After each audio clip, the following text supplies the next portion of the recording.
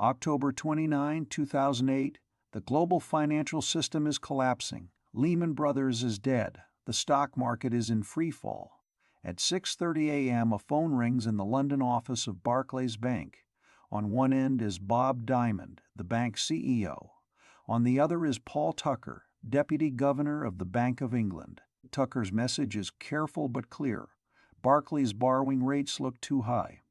The bank appears weak. It does not always need to appear as high as it is recently. Diamond hangs up and interprets this as an order from the British government to lie. The number that determines the interest rate on $350 trillion in loans, mortgages, and derivatives is about to be rigged with the blessing of the state. LIBOR was supposed to be the most honest number in global finance. The London Interbank Offered Rate represented the average interest rate at which major banks claimed they could borrow money from each other. Every morning a panel of 16 banks submitted their estimates. The British Bankers Association threw out the highest and lowest submissions, averaged the rest, and published the result. That single number then rippled outward to determine the cost of borrowing for virtually everyone on Earth: your mortgage rate, your student loan, your car payment, the interest on municipal bonds that funded schools and bridges and public transit systems. $350 trillion in financial instruments were tied directly to LIBOR. The number was not just important, it was the foundation on which the modern financial system was built. The problem was simple. Nobody checked if the banks were telling the truth. The 16 banks that submitted their daily rates were making estimates based on what they believed they could borrow at, not what they had actually borrowed at. There was no verification, there was no audit, there was only trust. The system assumed that major financial institutions would not lie about something so fundamental. The assumption was wrong. Tom Hayes started manipulating LIBOR in 2006. He was a trader at UBS, stationed in Tokyo, responsible for trading derivatives linked to Japanese yen interest rates. His trades were massive, sometimes worth billions of dollars in notional value. The profitability of those trades depended on tiny movements in LIBOR. If the rate moved 0.01% in his favor, he could make $750,000 in a single day. If it moved against him, he could lose the same amount. The difference between profit and loss was fractions of a fraction. Hayes was not a typical Wall Street trader. He did not wear tailored suits. He preferred polo shirts and fleece sweaters. He was socially awkward, diagnosed with mild Asperger's syndrome, uncomfortable in the loud bravado culture of the trading floor. But he was brilliant with numbers. He saw LIBOR not as a sacred economic indicator but as a variable to be optimized. The banks that submitted LIBOR rates employed individual traders who made the daily submissions. Those traders were human beings who could be influenced. Hayes began building a network. The mechanics of his operation were remarkably straightforward. Hayes would contact traders at other banks who were responsible for submitting their institution's LIBOR estimates. He would ask them to nudge the rate up or down by a tiny amount on specific days when his trading positions would benefit. In exchange, he offered favors. Sometimes he would share valuable trading information. Sometimes he would make trades that benefited his counterparts. Sometimes he simply bought them dinner and drinks. The corruption was greased with expensive curry, premium beer, and champagne. The chat logs preserved the conspiracy in excruciating detail. Bloomberg terminal messages captured traders coordinating their submissions with the casual language of friends exchanging favors. "If you know how to keep a secret, I'll bring you in on it," one message read. "We're going to push it up." The responses were equally damning. "Done for you, big boy. Dude, you're a superstar. I owe you big time. Come over one day after work and I'm opening a bottle of Bollinger." These were not coded communications. These were explicit admissions of market manipulation preserved in permanent digital records. Hayes operated openly because he genuinely believed he was doing his job well. His emails to colleagues explain his strategies in plain language.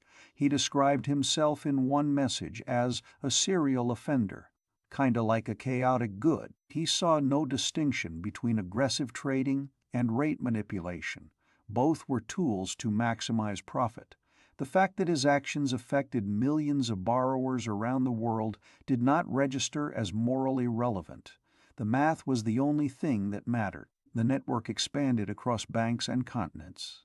Traders at Barclays, Deutsche Bank, Societe Generale, Rabobank, and others participated in the same informal system of mutual benefit. The submissions that were supposed to reflect honest estimates of borrowing costs instead reflected whatever number would benefit the traders making them. The global financial thermometer was broken, calibrated not to economic reality, but to the trading positions of a handful of individuals in London and Tokyo. This was the first scandal: manipulation for profit. Traders pushed rates up or down to win bets, enriching themselves and their institutions at the expense of everyone else in the economy. Cities that had borrowed money at rates tied to LIBOR paid more interest than they should have. Pension funds that held derivatives linked to the rate suffered losses they could not explain. The fraud was invisible, distributed across millions of transactions, impossible to detect without access to the internal communications of the banks involved.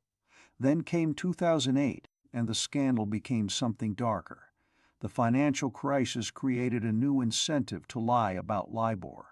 The rate was not just a benchmark for pricing loans, it was also a signal of institutional health. A bank that submitted a high LIBOR rate was implicitly admitting that other banks considered it risky. If Bank A said it could borrow at 5%, while Bank B said it could borrow at 4%, the market would conclude that Bank A was in worse shape. During a financial panic, that conclusion could be fatal. Barclays faced this dilemma directly. Throughout 2007 and 2008, as the crisis intensified, Barclays submitted LIBOR rates that were higher than its competitors. The bank believed it was being honest. The market believed Barclays was dying. Every day that Barclays reported higher borrowing costs, its stock price fell. Analysts wrote reports questioning its stability. Rumors spread that it would be the next Lehman Brothers. The bank complained to regulators. It pointed out that other banks were clearly understating their rates. Barclays was being punished for honesty while its competitors were rewarded for lying. The British Bankers Association did nothing. The Financial Services Authority did nothing. No one wanted to acknowledge that the entire system was built on false submissions. Then came the phone call from Paul Tucker. The deputy governor of the Bank of England did not explicitly order Barclays to falsify its LIBOR submissions. His language was careful, deniable, but the message was understood. Stop telling the truth. Your honest numbers are making the entire British banking system look unstable. Bob Diamond passed the message down the chain. Barclays began lowering its LIBOR submissions to match its competitors. The bank joined the conspiracy not out of greed, but out of survival. The government's involvement transformed the scandal. What had started as traders cheating to enrich themselves became something closer to state-sanctioned fraud designed to prevent panic. The Bank of England, the institution responsible for maintaining financial stability, had implicitly blessed the manipulation. The lie became official policy. For 4 more years, the secret held.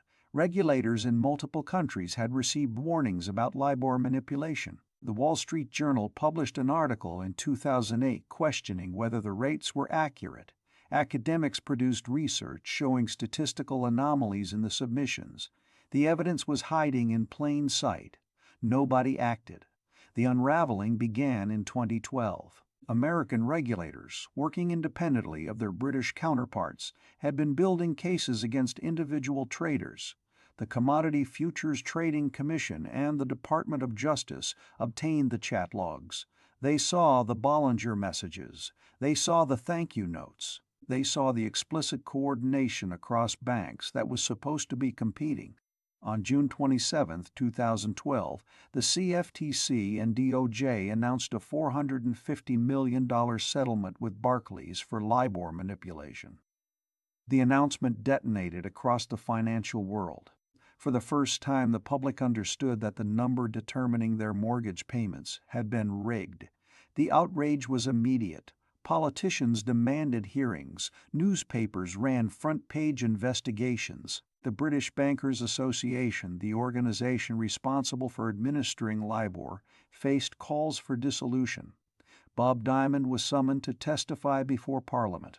The parliamentary testimony became a defining moment. Diamond sat before the Treasury Committee while members of Parliament grilled him about the Tucker phone call.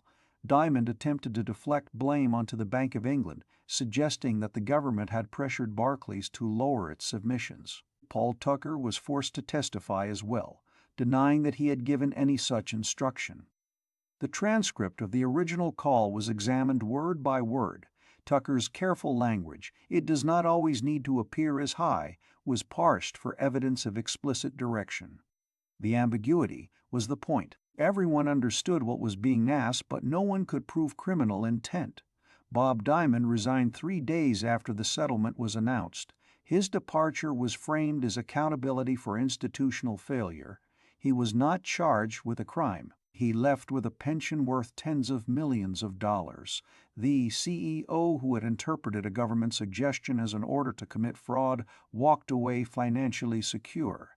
The investigations continued. Regulators across the United States, United Kingdom, and European Union built cases against banks and individuals. The settlements accumulated. UBS paid $1.5 billion. Royal Bank of Scotland paid $612 million. Rabobank of Scotland paid $612 million. Rabobank paid $1 billion. Deutsche Bank paid $2.5 billion. The total fines eventually exceeded $9 billion. The banks absorbed the penalties as a cost of doing business. The question of individual accountability proved more complicated. Hundreds of people had participated in LIBOR manipulation. The chat logs implicated traders at every major institution. The coordination had been systemic, embedded in the culture of interest rate trading for years. Prosecuting everyone was impossible. Prosecuting no one was politically unacceptable. Tom Hayes became the solution. Hayes had been unusually prolific in documenting his manipulation.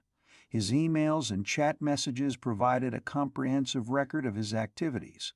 He had coordinated with traders across multiple banks. He had paid bribes disguised as wash trades. He had built an explicit network of corruption and left a paper trail that prosecutors could follow from Tokyo to London to Zurich.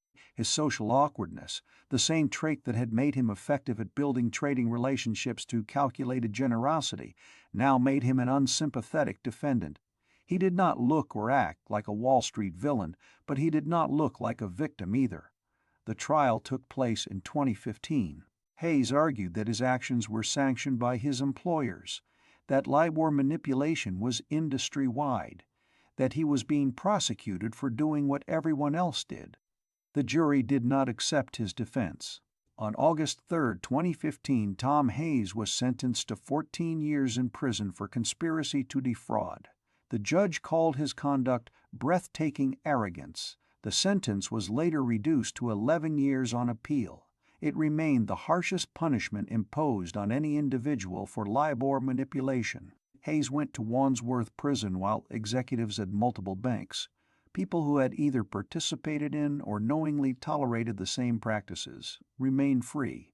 The prosecution of the single trader allowed the narrative to be framed as a rogue operator problem rather than a systemic failure. The victims of the fraud were diffuse and largely invisible. Baltimore sued several banks for manipulation that had increased the city's borrowing costs. The New York Transit Authority pursued similar claims. Pension funds and municipal governments around the world calculated losses that reached into the hundreds of millions. But proving damages from rate manipulation was extraordinarily difficult. How much should a mortgage have cost if LIBOR had been honest? The counterfactual was impossible to establish with precision. Most victims never recovered anything. The structure of LIBOR itself was eventually reformed. The British Bankers Association was stripped of its administrative role.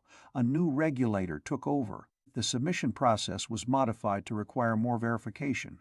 The number of currencies and tenors covered by LIBOR was reduced. Plans were announced to phase out the benchmark entirely, replacing it with rates based on actual transactions rather than estimates. The transition away from LIBOR has taken years and remains incomplete. $350 trillion in financial instruments cannot be repriced overnight. Legacy contracts still reference the rate. New benchmarks have emerged, but the complexity of unwinding decades of LIBOR-linked products has made the transition slow and contentious. The number that was rigged by traders over curry and champagne still echoes through the global financial system. The scandal revealed something fundamental about modern finance. The most important numbers in the system were not measured, they were reported. They depended on the honesty of institutions that had every incentive to lie. The regulators who were supposed to verify accuracy had neither the tools nor the mandate to do so. The fraud continued for years not because it was cleverly hidden, but because no one was looking. $9 billion in fines. One significant prison sentence. Thousands of pages of evidence documenting a conspiracy that touched every major bank in the Western world. The investigation confirmed what critics had long suspected. The financial system was built on trust, and that trust was systematically betrayed. The traders who rigged LIBOR were not criminal masterminds operating in secret. They were employees doing what they believed their employers wanted, using methods that had become normalized across the industry. The scandal was not an aberration, it was a revelation of how the system actually worked. Tom Hayes served 6 years before being released. He maintains that he was made a scapegoat for practices that were universal. The banks that employed him and encouraged his behavior paid fines and moved on. The regulators who failed to detect the manipulation for over a decade implemented reforms and declared victory. The depositors and borrowers whose costs were inflated by the fraud were never made whole. The lever that moved $350 trillion was controlled by a handful of people exchanging favors over sushi. They moved the handle 1 inch. The world sitting on the other end barely noticed it had been robbed.